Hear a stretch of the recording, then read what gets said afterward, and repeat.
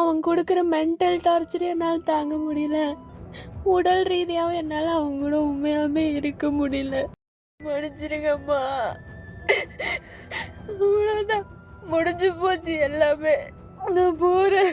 என் பிள்ளைக்கு நடந்த மாதிரி நீ யாருக்கு இந்த மாதிரி வந்து நடந்திருக்க? பணம் பணம் பணம். வரதட்சணையோட உச்சகட்டமா திருப்பூரை சேர்ந்த ரித்தன்யாவை அந்த கொடூர மிருகம் உடல் ரீதியா தினமும் கொடுமை பண்ணியிருக்கு. அந்த மிருகத்தோட அப்பா அம்மா மன ரீதியாகவும் கொடுமை பண்ணியிருக்காங்க. கல்யாணம் ஆன வெறும் 78 நாள்ல இந்த கொடுமை தாங்க முடியாம அந்த பொண்ணு அவங்களோட மரண வாக்குமூலத்தையே அவங்க அப்பாவுக்கு வாட்ஸ்அப்ல அனுப்பிட்டு தற்கொலை பண்ணிக்கிட்டாங்க. இந்த மாதிரி ஆளுங்களுக்கெல்லாம் வரதட்சணை குடும்ப சட்டம், அப்புறம் புதுசா வந்திருக்க பிஎன்எஸ் சட்டப்படி குற்றம் நிரூபணம் ஆச்சுன்னா ஆயுள் தண்டனை கிடைக்கும். இந்த மாதிரி பெண்கள் வீட்டில் அவங்களோட கஷ்டத்தை சொன்னா அவங்கள சமாதானப்படுத்தாம அவங்க பிரச்சனை என்ன சொல்றாங்களோ அதை தீர்க்க பாருங்க. அப்படி செஞ்சிருந்தா இந்த பொண்ணுக்கு இந்த கதியே இன்னைக்கு வந்திருக்காது. இந்த விஷயத்தை பத்தி நீங்க என்ன நினைக்கிறீங்கன்னு கமெண்ட்ல சொல்லுங்க. இந்த வீடியோ பார்க்குற யாரோ ஒருத்தருக்கு உங்க கமெண்ட் யூஸ் ஆகும்.